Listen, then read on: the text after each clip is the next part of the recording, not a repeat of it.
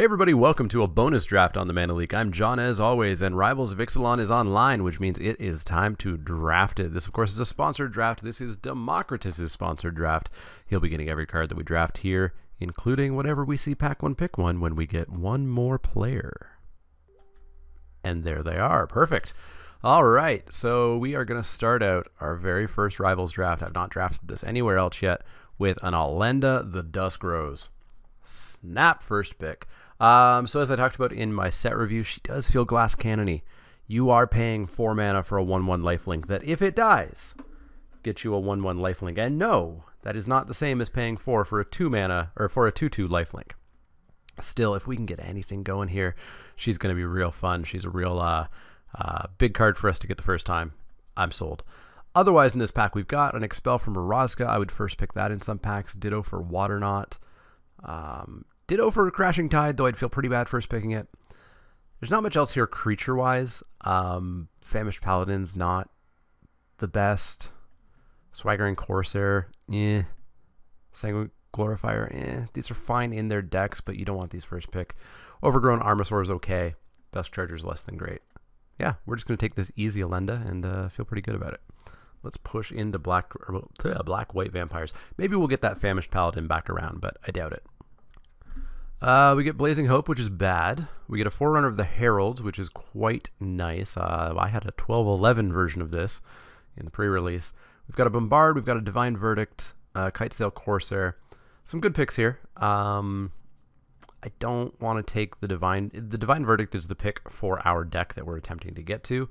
I don't think I want to take it just yet. I want to play Alenda, but we need to draft a little bit more properly here. So it's either the Bombard or the Forerunner.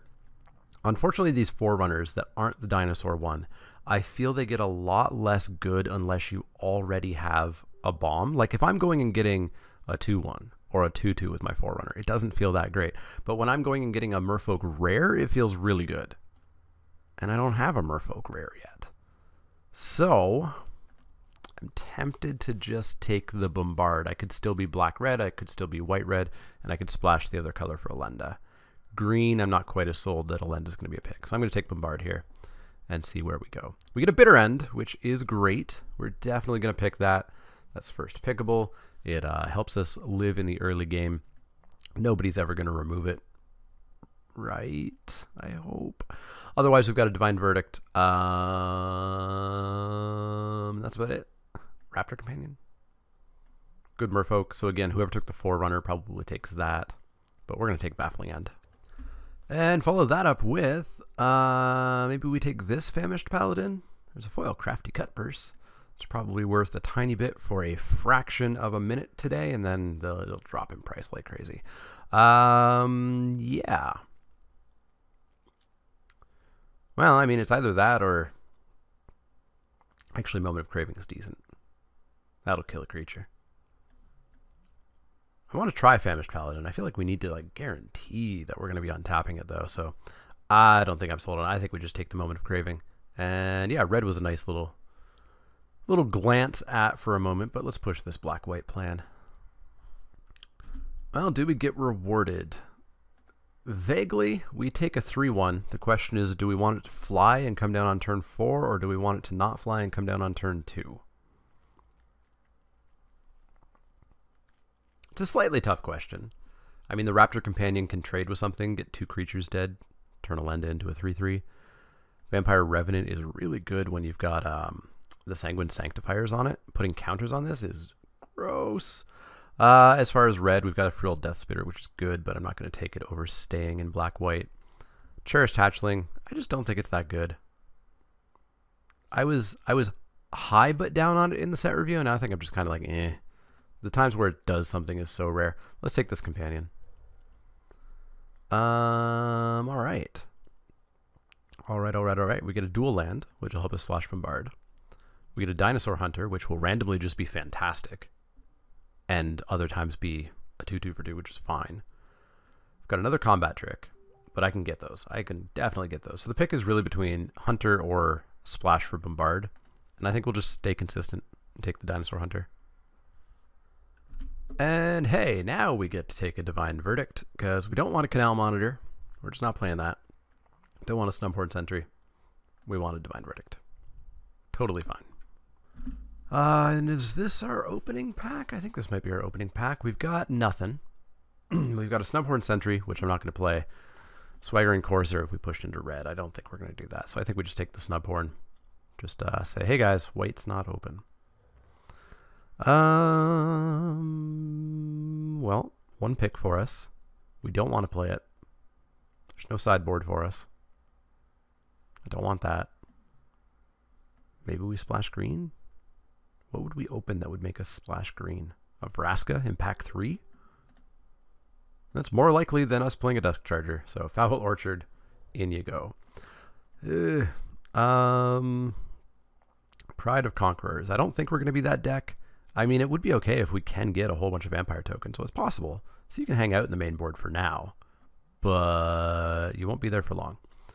Nothing here. Let's get rid of a Slither Blade and rip it up into pieces. I did play this and it was fine. But it's significantly more fine with Merfolk being a thing and using broken +1/+1 mechanics. Last 4 picks here, nada. Just straight nada. It's a little bit late for that.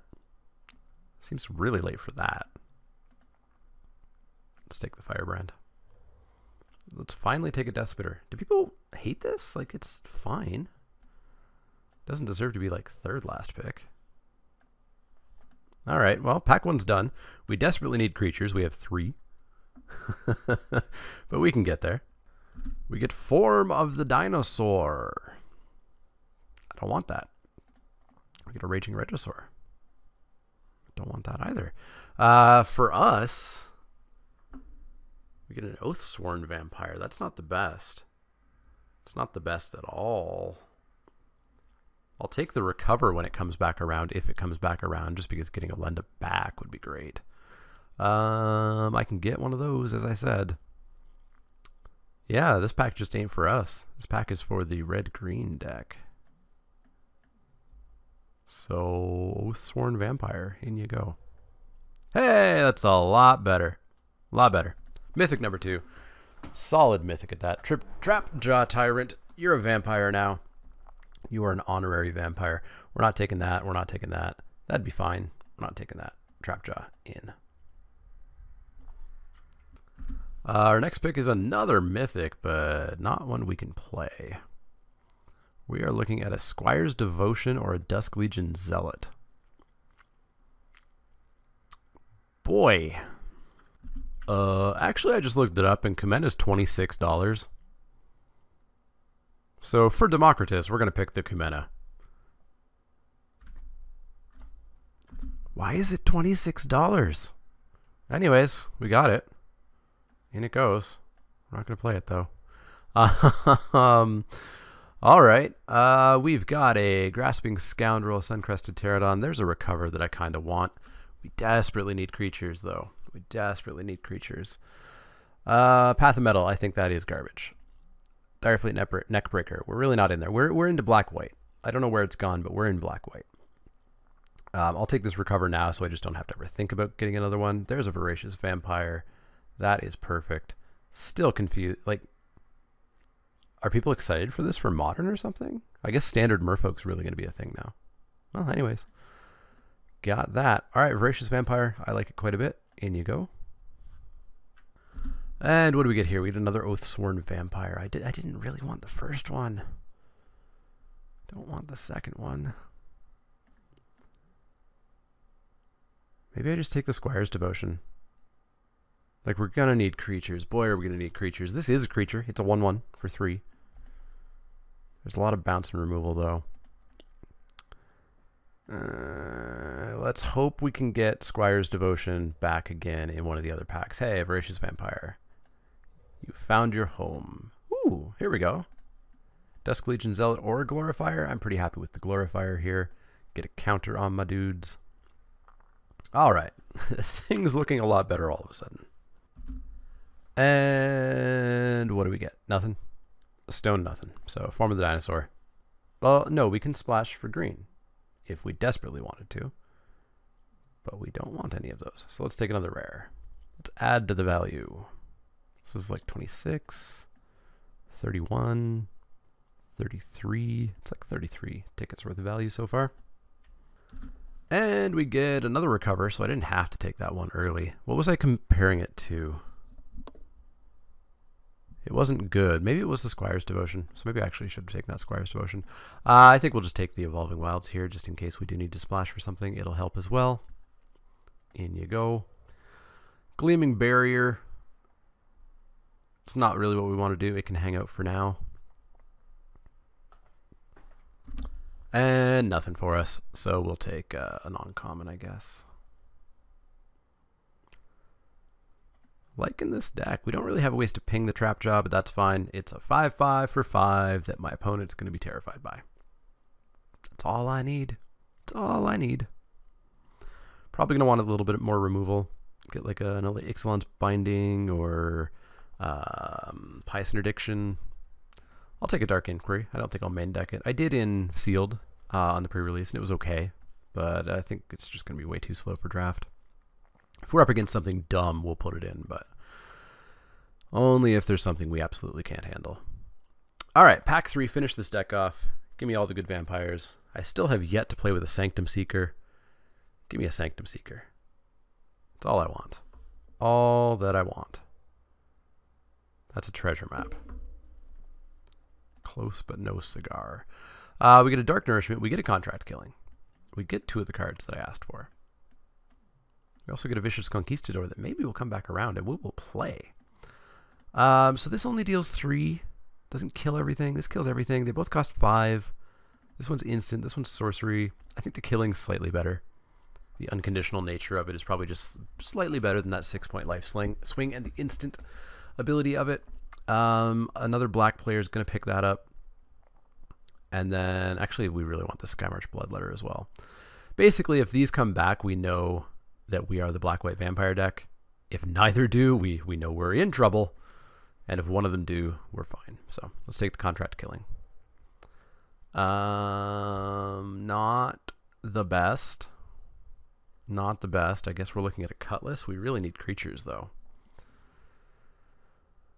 Okay, okay.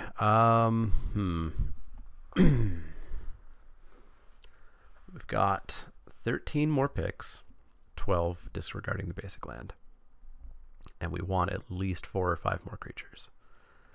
We can probably afford a Cutlass here instead of one of these 2 garbage creatures that we don't really want to play.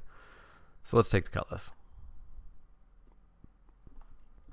Hey, we get a bunch of stuff all of a sudden. Emissary of the Sunrise and Territorial Hammerskull. I think the Hammerskull is probably just better, especially if we're attacking with little dumb things. I want a Queen's Commission. Emissary is decent, but I think we just got to take Territorial Hammerskull. In you go. In you go, little dino buddy.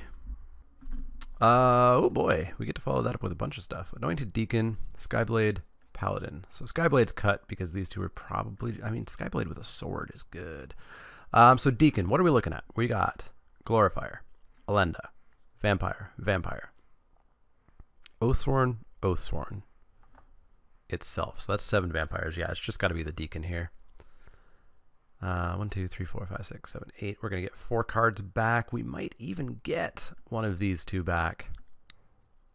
But it's probably going to be Island, Blade, Keeper, Keeper. But we'll take a Deacon here. And then nothing. Nothing at all. We could take a Bright Reprisal, but I don't want to play it. Could just rare draft. We still have that Bombard in the deck too, so we're actually going to need 4 more playables here. Yeah, let's take the Bright Reprisal. And hey, there's a Paladin as well as a Queen's Base Soldier. Both vampires. Probably need to up our creature value, up our creature like power and toughness a little bit. So let's take the Paladin here. 21 cards, 13 creatures. We're getting there. Worst comes to worst, we can play that Evolving Wilds and still play that Bombard. And then we get not much. We do get a Vampire Boat. I don't want a Vampire Boat. Get a Rallying Roar, but we're at 13 creatures. Not really what Rallying Roar is for. Blight Keeper is not something I super want, or that, or that. Guess it's between like the boat or the keeper. Boy, those both feel bad. I've had a little bit more luck with the boat. So let's go with the boat. Queen's Agent. Boy, I want cheap vampires, not the 6-drop vampires. I guess we take it. We very begrudgingly play it. We're not going to play Duress, not in the main board. Queen's Agent in. We got 23 cards. Okay, Conquistador came back. Sky Marcher did not. But we will take Conquistador, which means we get to cut a card. Hooray. Probably just the Bombard. Just make it a 2-color deck. Oh, we've still got Gleaming Barrier in here too. Ruh-roh. Yeah, let's take Lightning Crew. Let's take a Duress for the sideboard. Let's take a Deep Root Waters. Frenzied Raptor. Second last pick, River Herald's Boon. Well, what? All right. All right, we got one cut. Do we want to go straight black-white, forget any sort of splashing, or do we want to cut the Gleaming Barrier and hurt our mana base a bit? It's a good card. I figure the correct pick, though, or the correct plan is to just not hurt our mana base. The Gleaming Barrier will help us live a little bit longer to get the bigger stuff going. Get our Trapjaw out. Wish we got a flyer, but we did not. I think this will be a little bit of a rough 3 matches, but I feel okay-ish. Okay-ish is where we're going to be. So come with me on this okay-ish journey where we got a whole bunch of value. We're going to add 10-7, 9-8, 9-8. That sounds good to me. Don't want to play the Snumbhorn Sentry. Maybe it comes into the sideboard. Duress maybe out of the sideboard. Dark Inquiry maybe out of the sideboard. Bright Reprisal maybe out of the sideboard. But yeah, that's what we're going to go with. So I'll see you guys for match 1.